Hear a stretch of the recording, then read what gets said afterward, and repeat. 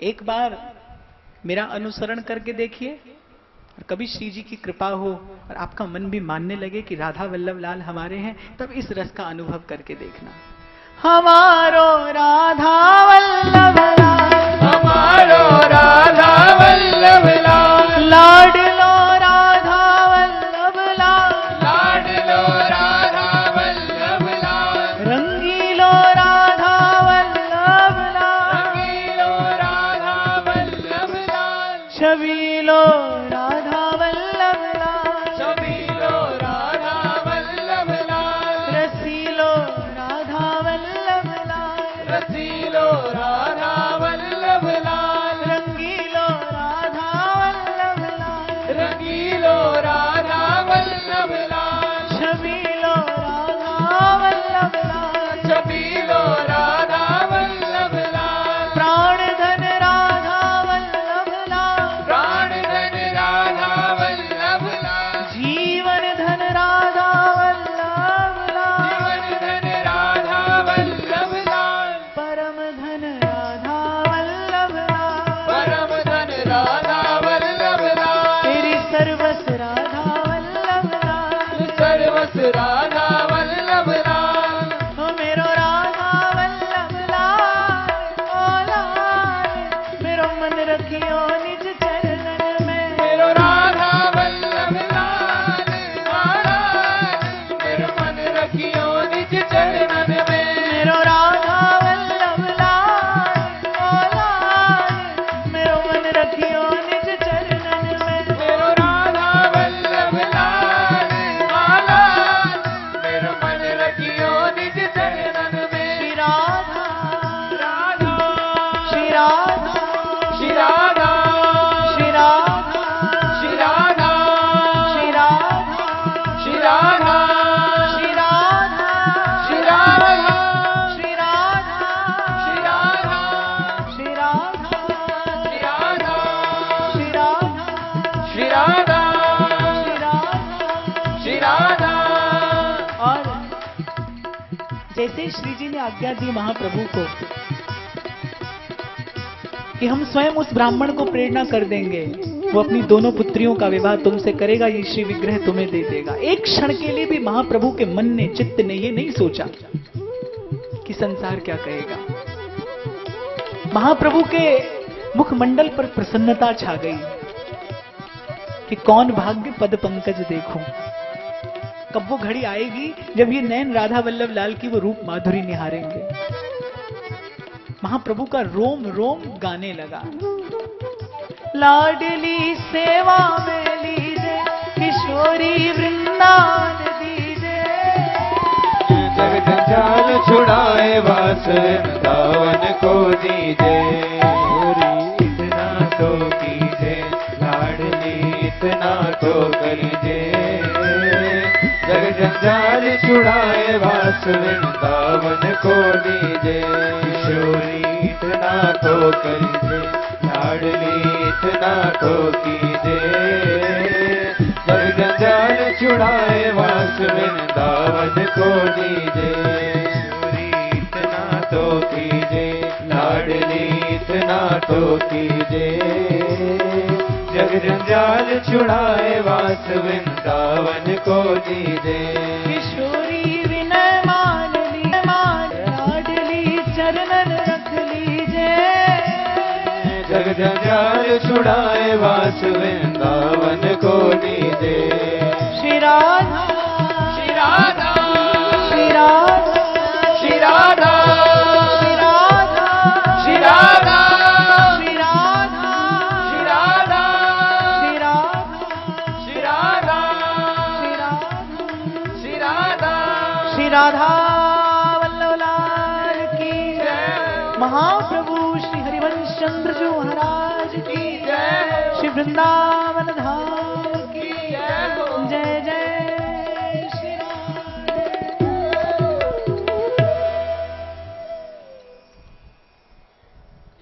कई कल्पों के समान वो रात्रि हो गई महाप्रभु के लिए कि कब भोर हो और राधा वल्लभ लाल का दर्शन हो।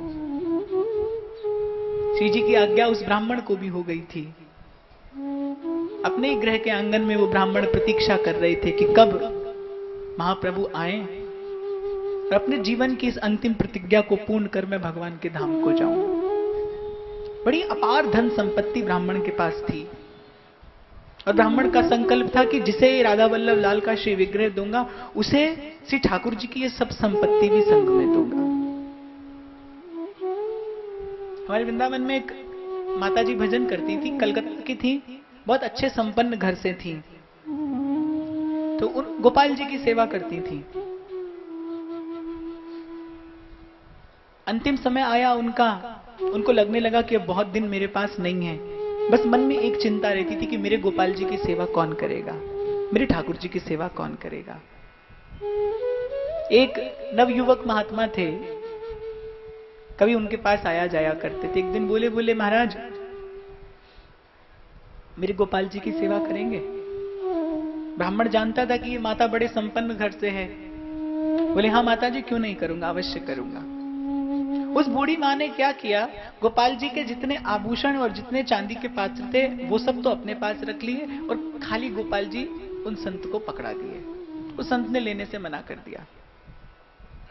बोले माता मरने को जा रही है, मृत्यु का समय निकट है और अभी आसक्ति ठाकुर जी के आभूषणों और पात्रों में है। माता मुस्कुराने लगी, बोली बेटा एक व्यापारी की पत्नी हूं, 2 पैसे का घड़ा लेने से पूर्व भी व्यक्ति ठोक पीट कर देख लेता है और मुझे तो अपने ठाकुर जी देने हैं। मैं तो केवल ये देख रही थी कि तुम मुझसे उन आभूषण और उन पात्रों के बारे में बात करते हो कि नहीं करते। तुमसे मेरे ठाकुर जी की सेवा नहीं होगी, तुमको ये सेवा नहीं सौंप सकती।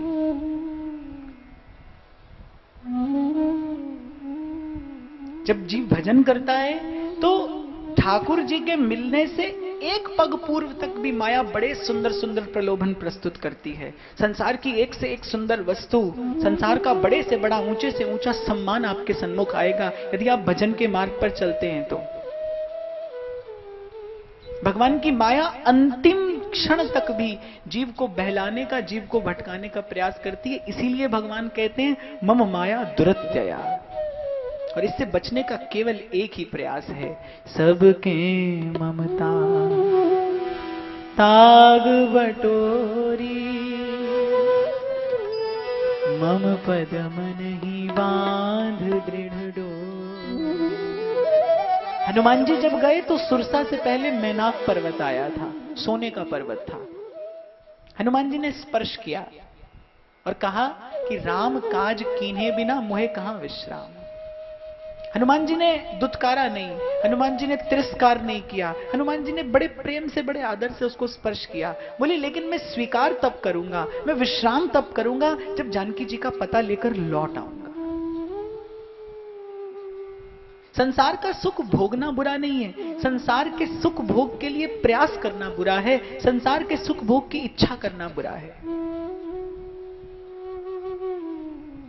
एक संत के पास भी जब कोई आता है, मेरे पास भी कोई आता है कि हमको अपनी तरफ से ये सेवा करनी है, हमारा ये भाव है ये सेवा करने का या कराने का, तो एक संत का कार्य ये है कि उसके भाव को बढ़ा ना सके तो उसके भाव को आहत भी ना करे, उसको अगर सत्कार ना करे तो दुत्कारे भी नहीं, एक मार्ग दे दे, एक ठीक रास्ता बता दे कि यहां यह कार्य किया जा सकता है। और अपनी ओर देखे तो सचेत रहे कि जब तक भगवान के चरण प्राप्त न हो जाएं, भगवान के चरण मिलने से पहले जो आ रहा है, भले भगवान भी क्यों ना देना चाहे, वो आपको भटका सकता है और भटका ही देता है।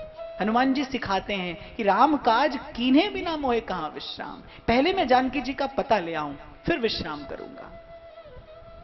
इसलिए तुम भी तब तक भजन करते रहना जब तक भगवान के ये श्री चरण इन आंखों से देख नहीं लेना, तब तक भजन करना।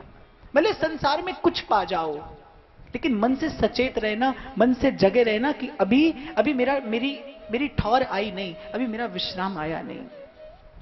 बहुत लोग होते हैं जो भजन के मार्ग पर चलते हैं और सबसे पहले क्या होता है, सम्मान मिलता है, मूंड मुंडाए भजन को और बन बैठे भगवान। हमारे यहां तो और थोड़े से अटपटे शब्दों में कहा जाता है, बोले आए थे हरि भजन को और बन बैठे महाराज, सिर की मिट गई खाज, खाने को हलवा मिले और लोग कहें महाराज। सबसे पहले यही होता है, 20-50 आदमी जय जयकार करने लगते हैं। और संसार की भीड़ को मूर्ख बनाना क्या कठिन काम है, कुछ भी नहीं। 4 बात आपको करनी आती हो। संसार का जीव तो कितना कितना भयभीत है। अरे 4 दिन बुखार नहीं होता तो कोई भी पंडित गंडा ताबीज बांधकर 20-50 रुपया लेकर चला जाता है और हम भय के मारे दे देते हैं। भूल जाते हैं कि रत्ती घटे न तिल बढ़े, जो लिख दी करता है। भगवान के मंदिरों में मनोरथों के नाम पर आपसे पता नहीं क्या क्या ले लिया जाता है, आप भी बड़ी प्रसन्नता से दे देते हैं। 2 फायदे होते हैं, एक तो मन को ये आशा लगी रहती है कि 100 दिया है तो भगवान 1 का लाख करके लौटाएगा, और फिर संसार में आप गोभक्त और समाज सेवी भी कहलाने लगते हैं। पर ये बड़े क्षुद्र क्षुद्र खेल हैं, बहुत लंबे समय तक नहीं चलते। तो जब तक अपनी ठौर ना आ जाए तब तक भजन करते रहना चाहिए। भगवान से भी भले कुछ भी प्राप्त होता हो स्वीकार नहीं करना चाहिए। तो उस ब्राह्मण के पास अपार संपत्ति और उसका यह संकल्प कि ये राधा वल्लभ लाल के श्री विग्रह के साथ में दूंगा। महाप्रभु पहुंचे, वो ब्राह्मण तो पहले ही प्रतीक्षा कर रहा था। श्री जी की आज्ञा उस आत्मदेव नामक ब्राह्मण को भी हो गई थी।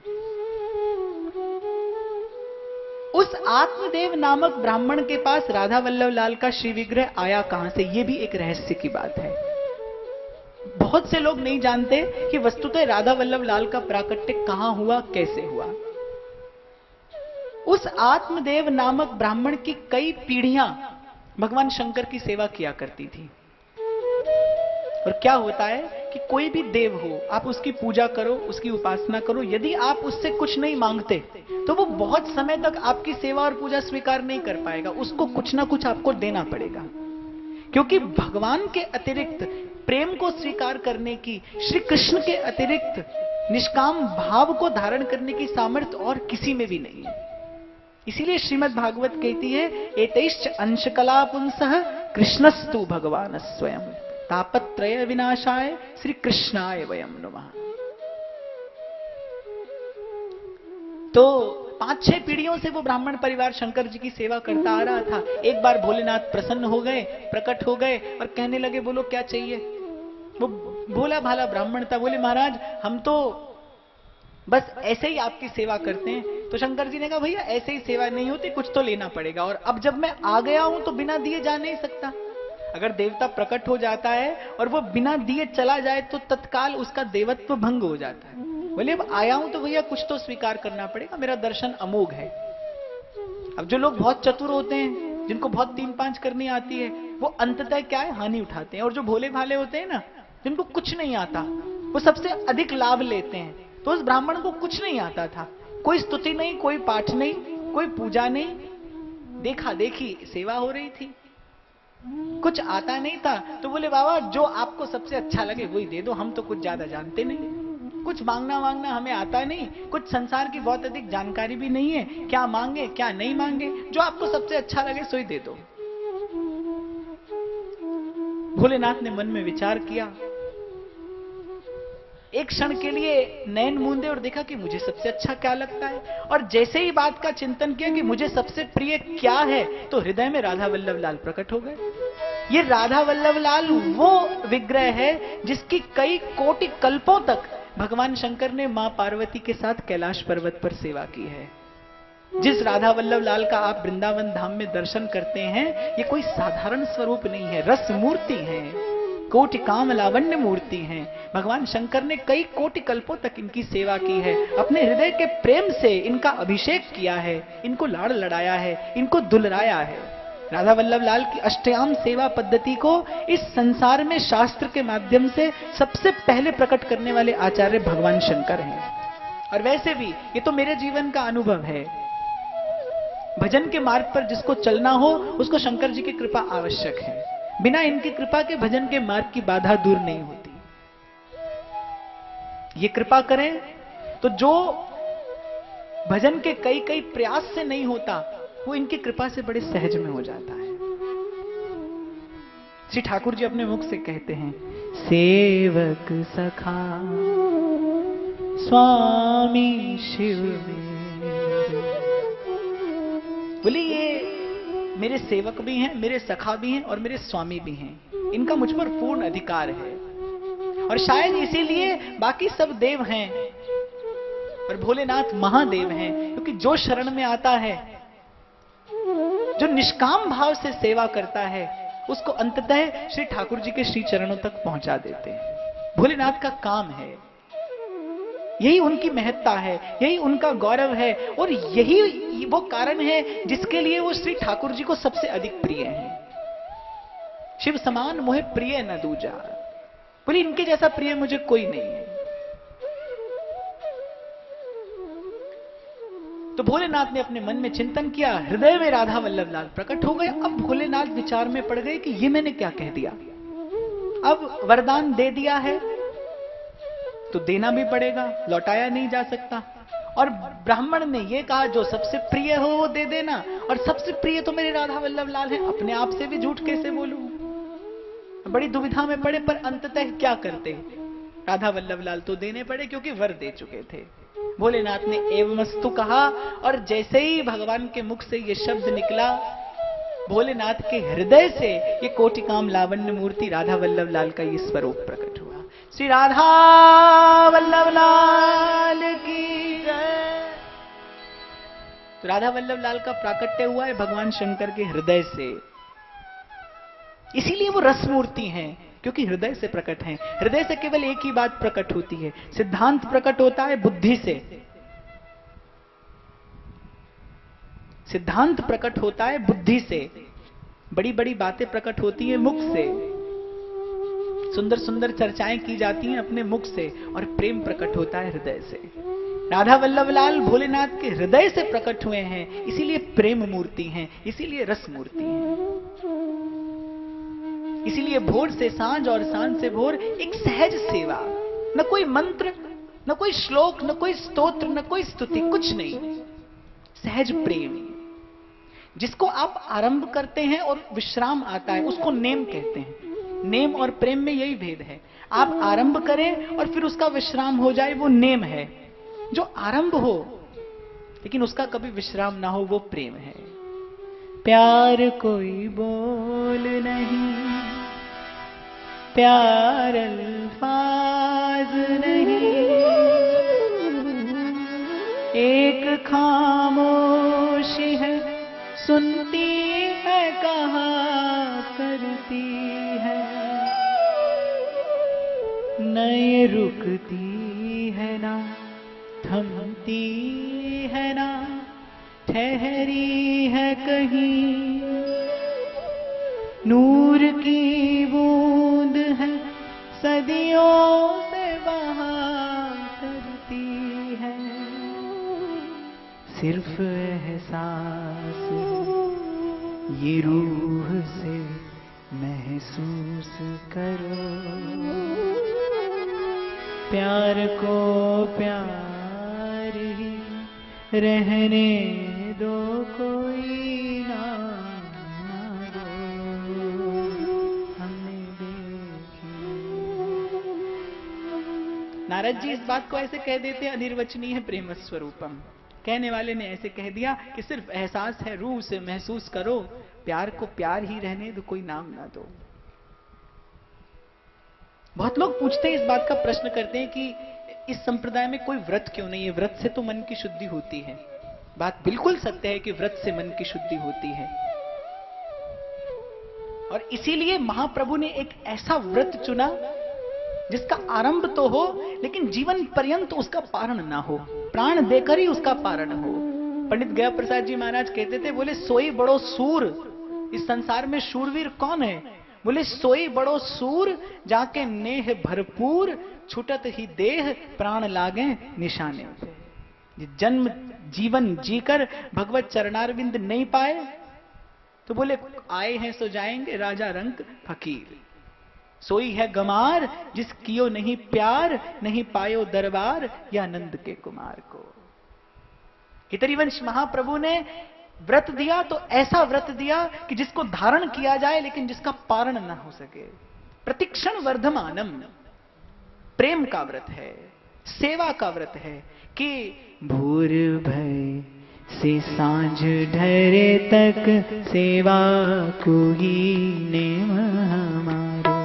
भोर भय से सांझ ढरे तक सेवा कोई ने महा स्नान करावे वस